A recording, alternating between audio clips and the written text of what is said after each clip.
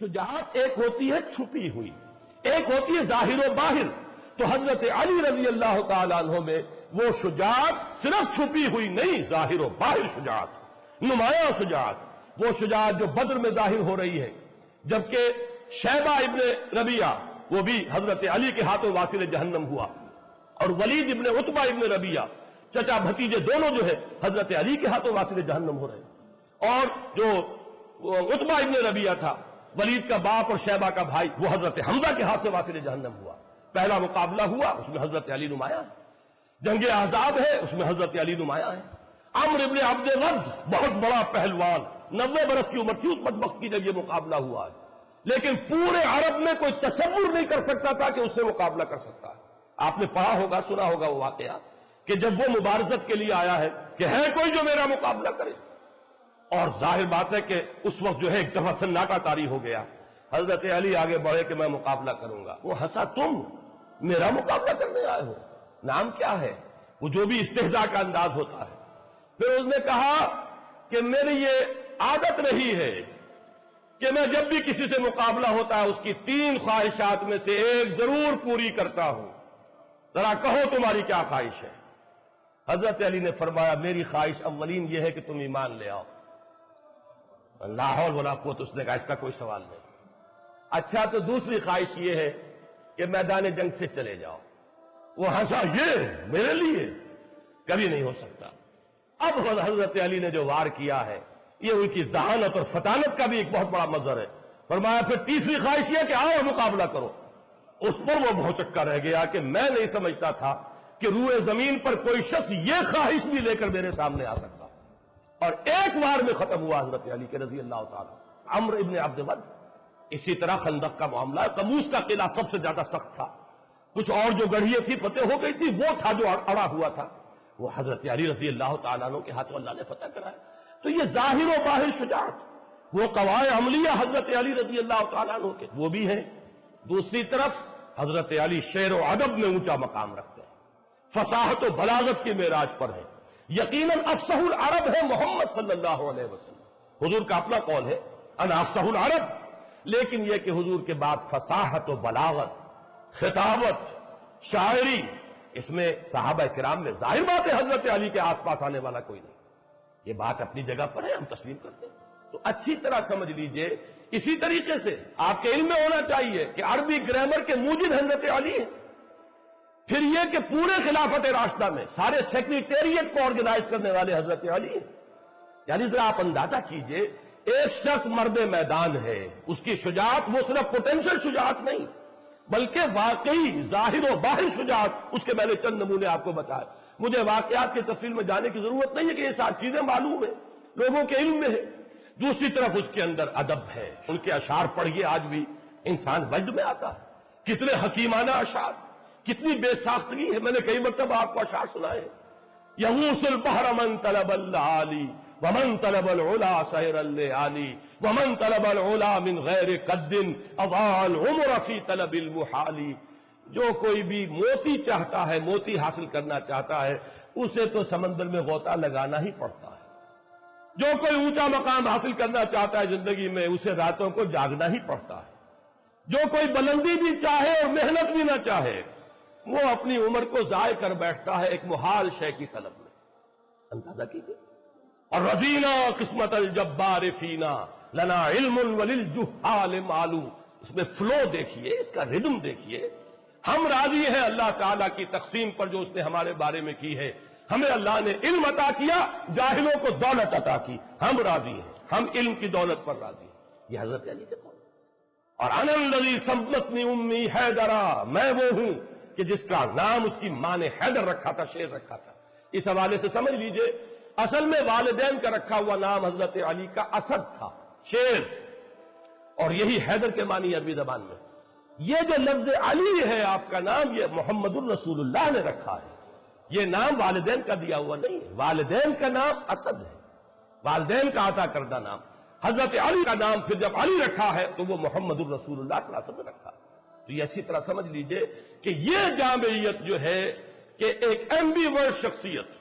میں نے آپ کو گنوایا چونکہ میں نے عکس بیان کیے ہیں کہ جو مقام اور مرتبہ آپ کو نظر آئے گا شہادت کے مراتب میں، اس مزاج میں، جو حضرت اسماعیل حضرت موسیٰ کا، وہ ہے حضرت حمزہ اور حضرت عمر خطاب کا رضی اللہ تعالی۔ جو مقام وہاں پہ حضرت ابراہیم کا اور ادریس کا نظر آ رہا ہے، وہ اگر امت محمد میں دیکھنا ہو تو وہ ابو بکر اور عثمان غنی کا ہے رضی اللہ تعالیٰ عنہ وعلیہم الصلاۃ والسلام۔ لیکن جامعیت کبریٰ کا جو مظہر محمد الرسول اللہ صلی اللہ علیہ وسلم، جن میں یہ دونوں چیزیں جمع ہیں، جن میں یہ جامعیت ہے، جن کے اندر توازن ہے، جس میں یہ دونوں اوصاف بیک وقت مجتمع ہیں۔ ایک طرف انتظامی اوصاف دیکھیے، میں ابھی اشارہ کر چکا ہوں کہ جس تیزی کے ساتھ ایکسپینشن ہوا تھا عالم اسلام کا، وہ اگر اس میں کنسولیڈیشن نہ ہوتی، انتظام و اہتمام و انصرام نہ ہوتا، نظم نہ ہوتا، تو وہ تو تباہی ہو جاتی۔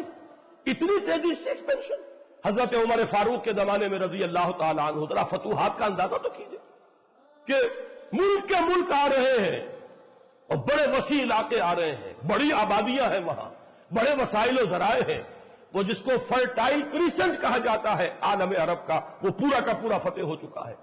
اس میں اگر انتظام نہ ہوتا، بندوبست نہ ہوتا، یہ ساری چیزیں جو ہے کسی نظم کے اندر نہ آتی، تو بہت بڑی ہلاکت پیدا ہو جاتی۔ میں لفظ ہلاکت استعمال کر رہا ہوں اس لیے کہ یہ لفظ حضرت عمر نے استعمال کیا رضی اللہ تعالیٰ عنہ۔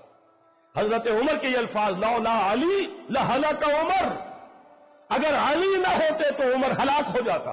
کیوں؟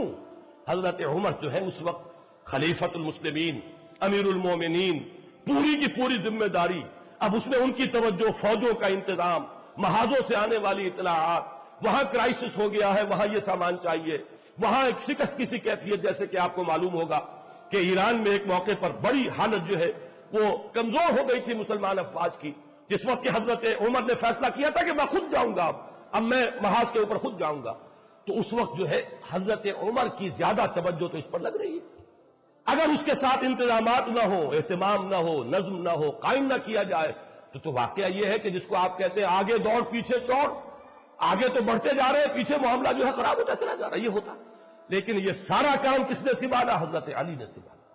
یوں سمجھیے کہ اس پورے دور میں حضرت ابو بکر، حضرت عمر اور حضرت عثمان کا بھی ایک حصہ جو ہے دور خلافت کا، اس میں حکومت کا انتظام، پورا سیکریٹریٹ، تمام محکمے بنانے، کوئی سی محکمے کا تصور ہی نہیں تھا، سارے محکمے ایجاد کیے ہیں حضرت علی نے، سارے دیوان مرتب کیے حضرت علی نے۔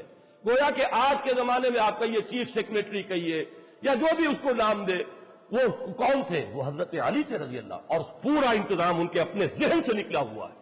تو ایک طرف ایک شخص مرد میدان ہونے میں وہ ہو، میدان بدر یاد کیجئے، غزوہ احزاب یاد کیجئے، غزوہ خندق یاد کیجئے، 3-4 موٹی موٹی چیزیں بھی جو ہے وہ کافی ہو جائیں گی۔ دوسری طرف آپ کی فصاحت و بلاغت، میں ابھی اس کا ذکر نہیں کر رہا اس لیے کہ وہ ذرا مختلف فی مسئلہ ہے۔ اہل حدیث حضرات اور ہمارے محدثین جو ہیں، جو تصوف کے ان سلاسل کو تسلیم نہیں کرتے، وہ ان چیزوں کو نہیں مانتے، لیکن جو لوگ کے تصوف کے قائل ہیں، ان سلاسل کو مانتے ہیں، تو آپ کو معلوم ہے کہ 3 سلسلے جو ہے صوفیہ کے ان سلاسل اربعہ میں سے وہ شروع ہوتے ہیں حضرت علی کے ذات سے رضی اللہ تعالیٰ عنہ۔ ایک طرف باطنی کیفیات کا وہ عالم، ایک طرف علمی صلاحیتوں کا وہ عالم، انا مدینۃ العلم وعلی بابھا، کہ میں علم کا شہر ہوں اور علی اس کا دروازہ ہے رضی اللہ تعالیٰ عنہ وصلی اللہ علیہ وسلم۔ دوسری طرف مرد میدان ہونے کی یہ کیفیت، تو یہ جامعیت، منتظم ہونے کا یہ معاملہ جو میں نے آپ کو بتایا کہ حضرت عمر فرما رہے ہیں کہ لولا علی لہلک عمر، یہ جو ہے در حقیقت ایمبی ورٹ ہونے کے اعتبار سے، جس میں صدیقین اور شہداء دونوں کے اوصاف جمع ہو گئے ہوں، اس میں یقیناً ایک عظیم ترین شخصیت جو ہے وہ حضرت علی کی ہے رضی اللہ تعالیٰ۔ ایک اور پہلو سے میری بات سمجھ لیجئے، یہ بھی عرض کر دوں، یہ بھی صرف ٹانکتے جائیے۔ حضرت علی تمام غزوات میں شریک رہے سوائے تبوک کے۔ تبوک میں حضور نے انہیں مدینے میں چھوڑا اپنے نائب کی حیثیت سے، اور جب انہوں نے شکوہ کیا، ان کے تو مزاج سے یہ چیز بڑی تھی کہ لوگ جائیں اور داد شجاعت دیں میدان جنگ میں، اور میں یہاں عورتوں کے ساتھ پیچھے بیٹھ جاؤں۔ شکوہ کیا حضور نے فرمایا کہ علی کیا تمہیں یہ پسند نہیں ہے کہ تمہارا تعلق مجھ سے وہی ہو جو ہارون کا تھا موسیٰ کے ساتھ، سوائے اس کے کہ میرے بعد نبوت نہیں ہے۔ یعنی حضرت موسیٰ کے نائب کی حیثیت سے حضرت ہارون تھے تو وہ بھی نبی اور رسول تھے، لیکن تم میری جگہ ہو تو میرے ساتھ اسی مقام پر، لیکن نبوت اور رسالت بہرحال اس کا دروازہ مجھ پر بند ہو چکا ہے۔ لیکن یہی کام کیا حضرت عمر نے رضی اللہ تعالیٰ عنہ۔ بیت المقدس جب گئے ہیں، جس کا ذکر میں بارہا کر چکا ہوں، وہ چارج لینے کے لیے بیت المقدس کا، تو کس کو نائب بنایا تھا؟ حضرت علی کو رضی اللہ تعالیٰ عنہ۔ کہاں سے ہم مان لیں کہ ان کے مابین کوئی بد اعتمادی ہو سکتی تھی؟ سوچئے تو صحیح، اس زمانے میں کوئی شخص اپنی جگہ چھوڑ کر اپنی جگہ ایسے شخص کو بٹھائے گا جس کے ساتھ اس کو اعتماد نہ ہو، جس پر اسے پورا وثوق اور یقین نہ ہو؟ لیکن یہ کہ حضرت علی کو 2 مرتبہ حضرت عمر نے اپنا جانشین بنایا، جیسے کہ محمد الرسول اللہ نے بنایا۔ اور میں سمجھتا ہوں کہ یہ بھی عمر فاروق کا اسوہ محمدی پر عمل ہے صلی اللہ علیہ وسلم، کہ اگر حضور نے غزوہ تبوک کے موقع پر اگر حضرت علی کو مدینے کے اندر بٹھایا تھا نائب کی حیثیت سے، تو کیسے ممکن ہے کہ عمر بن الخطاب رضی اللہ تعالیٰ عنہ وہ حضور کے اس اسوے پر عمل نہ کرے؟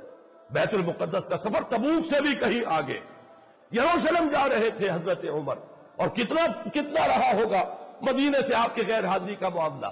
یہ آج کل کا معاملہ تو نہیں تھا، تیز رفتار سواریاں نہیں تھی۔ اس عرصے میں تو اگر کسی کے دل میں کوئی اور بات ہوتی تو اس کے لیے پورا موقع تھا کہ تختہ الٹ دیتا، لیکن نہیں، معاذ اللہ، یہ سب ہم ان کہانیوں کو ماننے کے لیے تیار نہیں، ہم ان چیزوں کو تسلیم کرنے کو تیار نہیں۔ یہ مربوط تھے، یہ ایک بنیاد مرصوص تھے۔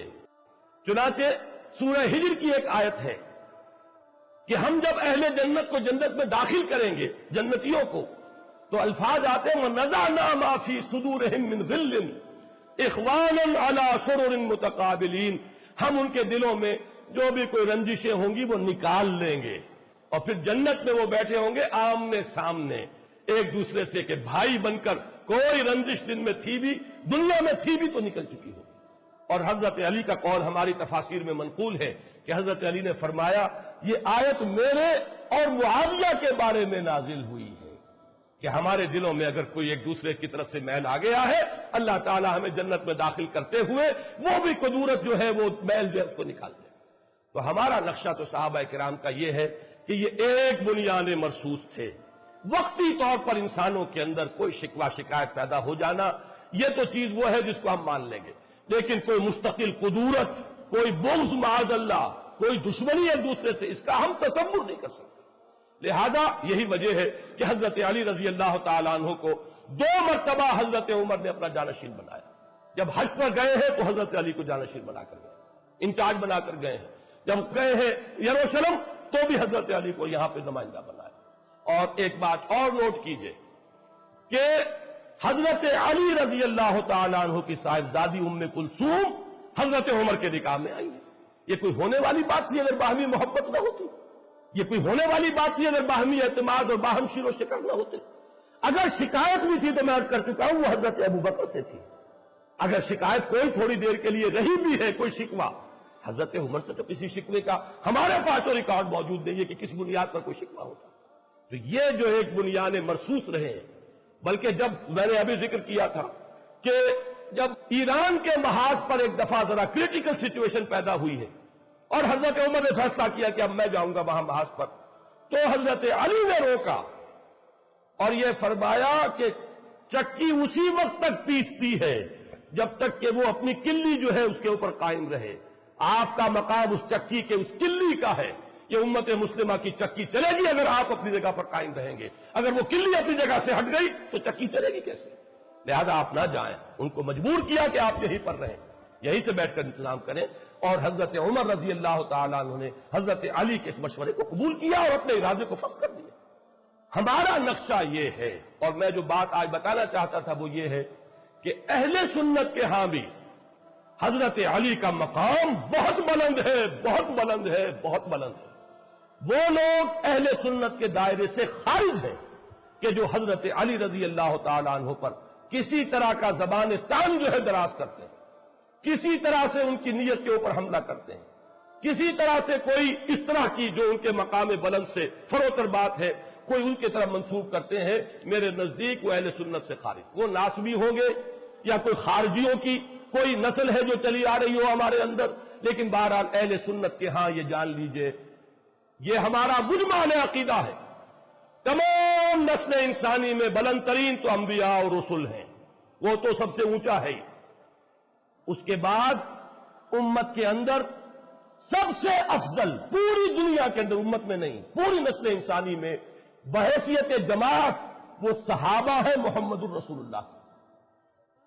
تمام رسولوں میں افضل محمد الرسول اللہ صلی اللہ علیہ وسلم۔ کسی مسلمان کو کسی مکتب فکر سے تعلق رکھتا ہو، اس میں شک و شبہ نہیں ہو سکتا۔ اور پھر غیر نبی جتنی بھی نسل آدم ہے، از آدم تا ایدم، بلکہ تا قیام قیامت، اس میں افضل ترین بحیثیت مجموعی وہ صحابہ ہے محمد الرسول اللہ۔ ان صحابہ میں چوٹی پر ہیں یہ چار افراد، ان میں ہمارے نزدیک ترتیب فضیلت ترتیب خلافت کے ساتھ ہے۔ افضل حضرت ابو بکر، نمبر 2 حضرت عمر، نمبر 3 حضرت عثمان، نمبر 4 حضرت علی۔ لیکن گویا کہ بقیہ تمام صحابہ سے تو افضل ہم مانتے ہیں حضرت علی کو۔ اب اگر کوئی شخص حضرت علی کی سیرت کو داغدار کر دے، آپ سوچئے تو نتیجہ کہاں گیا؟ بقیہ تمام صحابہ سے تو افضل ہے سب کے نزدیک، اگر ایکسیپشن ہوتی ہے اہل سنت کے نزدیک تو 3 ہی فرد رہ گئے نا، حضرت ابو بکر، حضرت عمر، حضرت عثمان۔ بقیہ تمام صحابہ سے، تمام صلحاء امت سے، تمام اولیاء اللہ سے، تمام ائمہ دین سے، تمام محدثین سے، تمام فقہاء سے افضل ترین کون ہے؟ حضرت علی۔ لہذا زبان کو بہت سوچ سمجھ کر کھولنا چاہیے۔ یہاں جو ہے اس جناب میں کوئی گستاخی، وہ در حقیقت اپنے ایمان کو خطرے میں ڈالنے کے مترادف ہے۔ اور جو لوگ بھی یہ کوئی کرتے ہیں جرأت یا ہمت، میں بار بار یہ کہہ رہا ہوں کہ میرے نزدیک وہ اہل سنت کے زمرے سے خارج ہے۔ ایک بات آپ اچھی طرح سمجھ لیجیے البتہ، اور وہ یہ ہے کہ صحابہ کرام کی 3 نسلیں ذہن میں رکھیے۔ عام طور پر ہمارے ہاں 2 الفاظ استعمال ہوتے ہیں، کبار صحابہ، صغار صحابہ۔ کبار صحابہ بڑی عمر کے صحابہ، صغار صحابہ چھوٹی عمر کے، حضرت حسن، حضرت حسین، یہ حضور کی زندگی میں 5 سال 7 سال یہی عمریں تھی نا۔ حضرت عبداللہ ابن زبیر 8 سال 9 سال، یہ نسل ہے، انہیں ہم کہتے ہیں صغار صحابہ۔ صحابی تو ہے، حضور کی گود میں پلے ہیں، حضور کے شانہ مبارک پر بیٹھے ہیں، حضور کی حیات طیبہ میں ہیں، موجود ہیں، صحبت سے فیض یاب ہوئے، صحابی تو ہے۔ لیکن یہ کہ صغار صحابہ کے بارے صاحب، میں ذرا آج بات کو واضح کرنے کے لیے ایک درمیانی نسل کی طرف بھی اشارہ کر رہا ہوں۔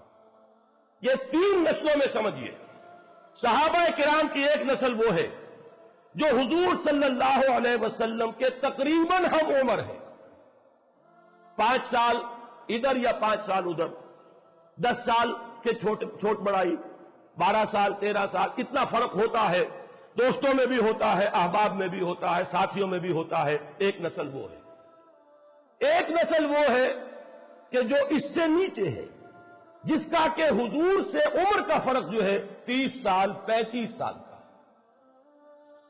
ایک تیسری عمر وہ ہے، تیسری نسل وہ ہے جس کا عمر کے اعتبار سے حضور سے فصل جو ہے وہ 52 سال 55 سال کا۔ نوٹ کر رہے ہیں آپ میری بات کو؟ 3 نسلیں ہو گئی کہ نہیں؟ عام طور پر ایک نسل بھی آج کل سمجھی جاتی ہے، 20 برس جو ہے اس کے اندر نسل بیتتی ہے۔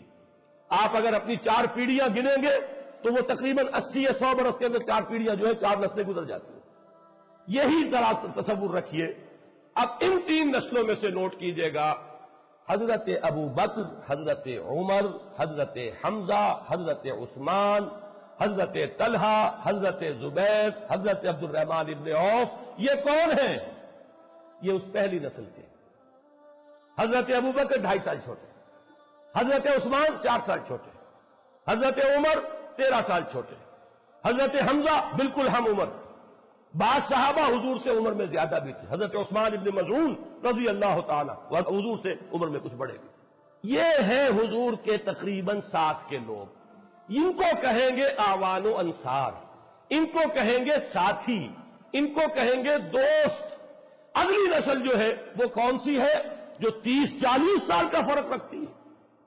حضرت علی کا تعلق اس نسل سے، حضرت علی حضور سے 30 برس چھوٹے ہیں۔ وہ نسل جو ہے اس میں کون ہے؟ حضرت علی ہے، حضرت فاطمہ ہے، حضرت عائشہ ہے، حضرت مصعب بن عمیر ہیں، حضرت خباب بن الارت ہیں، یہ وہ نسل ہے، یہ وہ نسل ہے کہ جو حضور کے زمانے میں جو مکی دور ہے اس میں یہ نوجوان تھے، بلکہ ابھی کہنا چاہیے کہ ابھی نوجوانی کی بھی ابتدائی سٹیجز میں تھے۔ یہ وہ لوگ ہیں، یہی وجہ ہے کہ ان کا کوئی کارنامہ آپ کو مکی دور میں کیسے نظر آئے گا؟ مکی دور میں حضرت علی کی شجاعت کا کوئی مظاہرہ کیسے ہوگا؟ وہاں تو مظاہرہ ہوا تو حضرت عمر اور حضرت حمزہ کا ہوا۔ حضرت علی تو اول روز سے حضور کے ساتھ تھے، لیکن یہ کہ مسلمان بہرحال جو بھی اس معاشرے کے اندر حال تھا مسلمانوں کا وہ آپ کو معلوم ہے نا، اس لیے کہ حضرت علی کی عمر کیا تھی؟ 12 برس جب ایمان لائے ہیں حضور پر۔ ویسے تو یہ کہ ایمان لانے کا کیا ہے، وہ تو حضور کی گود میں تو پل رہے ہیں، وہی تو پرورش پا رہے ہیں۔ آپ کو معلوم ہونا چاہیے کہ حضور ہی کے گھر میں رہتے تھے حضرت علی، حضور کے زیر کفالت تھے، لہذا ایک اعتبار سے تو بلند ترین شرف ہو گیا کہ ابتدا سے جس شخصیت کی تربیت میں پہلے دن سے جس کو عمل دخل حاصل ہے محمد الرسول اللہ کو، وہ تو حضرت علی ہے رضی اللہ تعالیٰ عنہ۔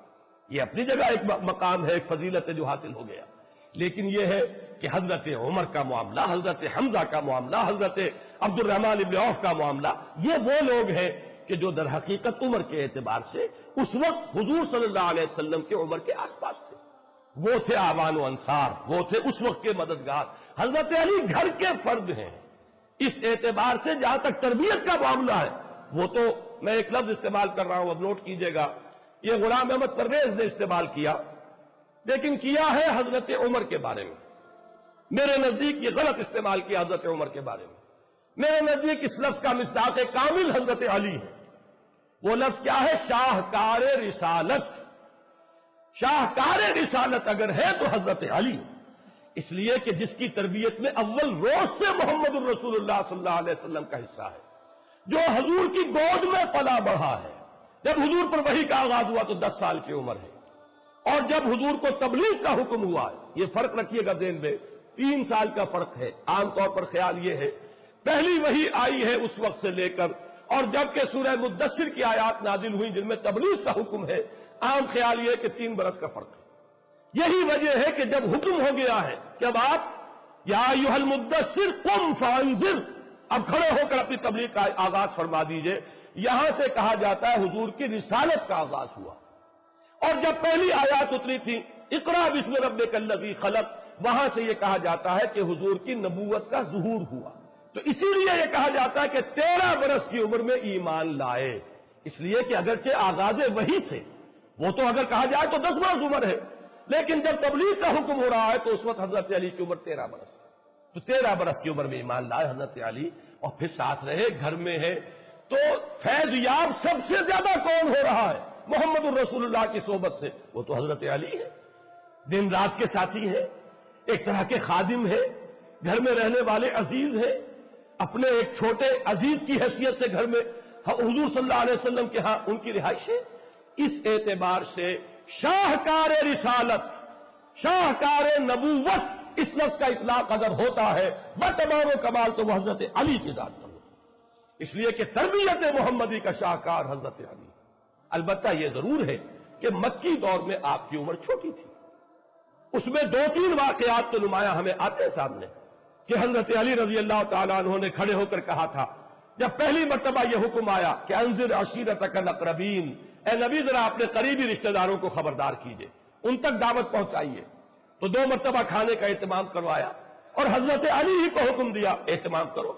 13, 14, 15 برس کا نوجوان جو ہے گھر کے اندر رہتا ہے، ظاہر بات ہے وہی بندوبست کرے گا، وہی جانوروں کو ذبح کروائے گا، وہی اہتمام کرے گا، کھانا پکوائے گا۔ سارے بنی ہاشم جمع ہو گئے ہیں، پہلی مرتبہ جمع ہوئے، حضور نے جب اپنی بات پیش کی تو سب لوگ ہنسنے لگے اور اٹھ کے چلے گئے، کسی نے جواب ہی نہیں دیا۔ دوسری مرتبہ پھر کیا، پھر دعوت کھلائی۔ اب میں یہ کہا کرتا ہوں کہ کچھ لوگوں کو شرم آ گئی ہوگی کہ 2 مرتبہ کھانا کھایا ہے تو اب کچھ تو ان کی بات سن لیں، تو آپ نے کھڑے ہو کر جب دعوت پیش کی، سن تو انہوں نے لی، لیکن یہ ہے کہ اس کے بعد سانپ سونگ گیا سب کو۔ بنو ہاشم ہے یہ سب، ان میں جان لیجئے، نہ حضرت ابو بکر بنی ہاشم میں سے ہے، نہ حضرت عمر یہ بنو ہاشم میں سے نہیں ہے۔ حضرت حمزہ بھی ہو گئے، وہ بنو ہاشم میں سے تھے لیکن ان کی توجہ ہی نہیں، غور ہی نہیں کیا ہوگا انہوں نے، یہ کہ وہ تو 6 سال جا کر ایمان لائیں گے۔ لیکن یہ کہ بنو ہاشم کا پورا خاندان جمع ہے، کوئی ٹس سے مس نہیں ہوا. کھڑا ہوا تو کون؟ علی ابن ابی طالب. اور ان کے الفاظ تاریخی ہیں. اگرچہ میں عمر میں سب سے کم ہوں، اگرچہ میری آنکھیں دکھتی ہیں، یہ آشوب چشم کا عارضہ معلوم ہوتا ہے کہ حضرت علی کو بچپن سے تھا. اس لیے کہ پھر غزوہ خندق میں بھی اس کا ذکر آتا ہے کہ آنکھیں دکھتی تھی حضرت علی کی. حضور نے اپنا لاب مبارک جو ہے وہ لگایا تھا، لاب دہن، جو آب دہن، تو اس سے آپ کو آرام ہوا تھا. تو یہ اس وقت بھی آنکھیں دکھ رہی ہوگی. اگرچہ میں عمر میں سب سے کم ہوں، اگرچہ میری آنکھیں دکھتی ہیں، اگرچہ میری ٹانگیں پتلی ہیں، لیکن میں آپ کا ساتھ دوں گا. اور پورا مجمع جو ہے کہا لگا کر کہ یہ ہے دنیا کی تاریخ بدلنے کا اور تاریخ کا رخ بدلنے کا داعیہ لے کر آئے ہیں، اور یہ ان کے ساتھی ہیں. ہنستے ہوئے لوگ چلے گئے. یہ واقعہ آتا ہے.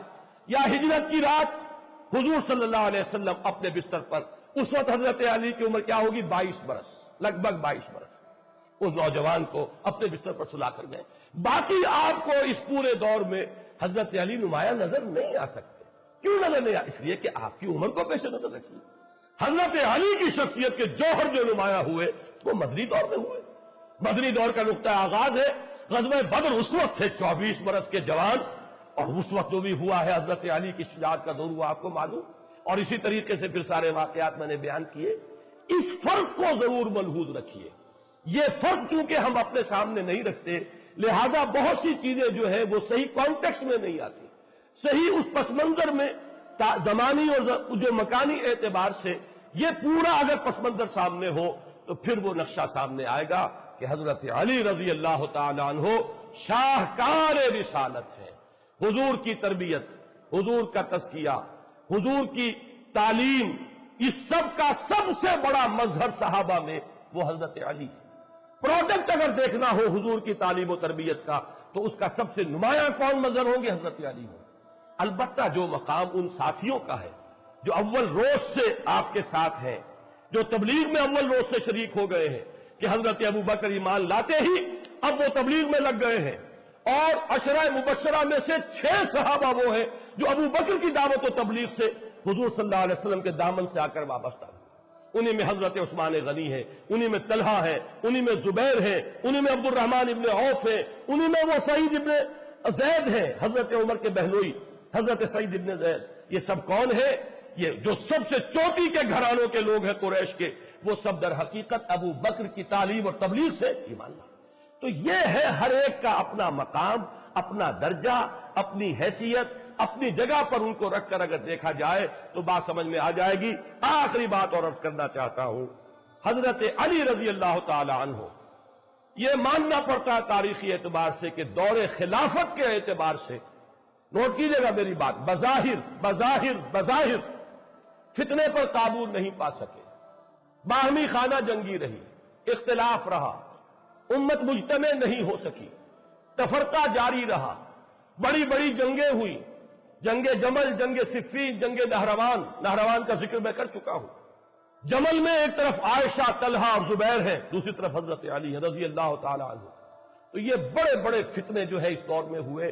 لیکن اچھی طرح سمجھ لیجئے، معاذ اللہ ثم معاذ اللہ ثم معاذ اللہ، اس کا کوئی الزام حضرت علی کی ذات پر نہیں. اگر کسی کا یہ خیال ہے کہ یہ ان کی کوتاہی تھی یا ان کی یوں عدم صلاحیت تھی یا ان کے اندر صلاحیت کی کمی تھی تو یہ در حقیقت وہ تاریخ کو نہیں جانتا، وہ حقائق کو نہیں جانتا. یہودی سازش در حقیقت عبداللہ ابن سبا کی اتنی زوردار تھی، اتنی گمبھیر تھی، اس قدر سازشی ذہن تو یہودیوں کا آج بھی دنیا کے اندر پرووربیل ہے، ضرب المثل ہے کہ یہودی ذہن جو ہے سازش کے پیدا کرنے کے اندر جس قدر زرخیز ہے دنیا کی تاریخ میں اس کی مثال نہیں. ایسی سازش تھی، اس طرح کے کانٹے بو دیے گئے تھے. اب یہ اللہ کی طرف سے ہے کہ حضرت علی کو اس وقت حکومت ہاتھ میں ملی ہے، اس وقت یہ بوجھ خلافت کا آیا ہے جبکہ پورا جنگل جو ہے عظیم فتنے سے بھر چکا تھا. اگر کہیں معاملہ ہوتا اس کے برعکس، اب میں یہ کہتا ہوں اس وقت حضرت عمر بھی ہوتے، حالانکہ بہت سے لوگ کہتے ہیں کہ اس وقت ضرورت تھی حضرت عمر کے آئرن ہینڈ کی. میں کہتا ہوں حضرت عمر بھی جہاں تک میں سمجھتا ہوں اللہ عالم کامیاب نہیں ہو سکتے تھے. اور اگر کہیں حضرت علی کو خلافت پہلے مل گئی ہوتی تو جو ان کی شخصیت کا ظہور ہوتا وہ بہت مختلف ہوتا اس سے کہ جو اس وقت ہوا ہے، جبکہ فتنے میں پورے عالم اسلام کو اپنی گرفت میں لے لیا. یہ چند باتیں تھیں جو میں عرض کرنا چاہتا تھا. اگر میری زبان سے کوئی لفظ غلط نکل گیا ہو، میں اللہ تعالیٰ سے بھی معافی چاہتا ہوں اور دعا کرتا ہوں کہ وہ اسے آپ کے حافظے سے بھی محو کر دے۔ لیکن میں یہ چاہتا ہوں کہ اہل سنت کے ہاں جو مقام ہے حضرت علی رضی اللہ تعالیٰ عنہ کا، اس کو آپ پوری طرح اچھی طرح سمجھ لیں۔ ہماری فضا میں بہت گند ہے، طرح طرح کے غبار ہیں، طرح طرح کے لوگوں نے شوشے چھوڑے ہوئے ہیں۔ ان کو ہٹا کر، اس پورے گرد و غبار کو صاف کر کے، یہ جو حضور کے اہم ترین ساتھی ہیں، امت کے جو چوٹی کے افراد ہیں، ان کے بارے میں صحیح صورتحال جو ہے وہ ہمارے ذہنوں میں ہونی چاہیے۔ اقول قولی ھذا واستغفر اللہ لی ولکم ولسائر المسلمین والمسلمات۔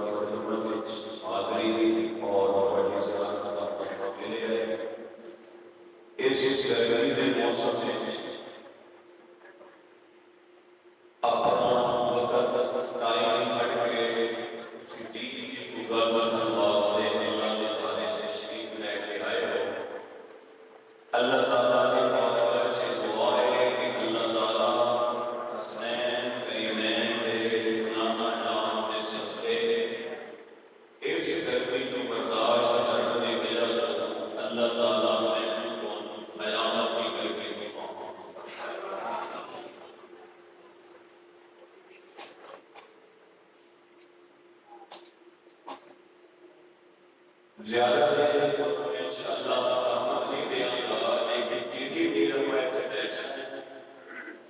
جس طرح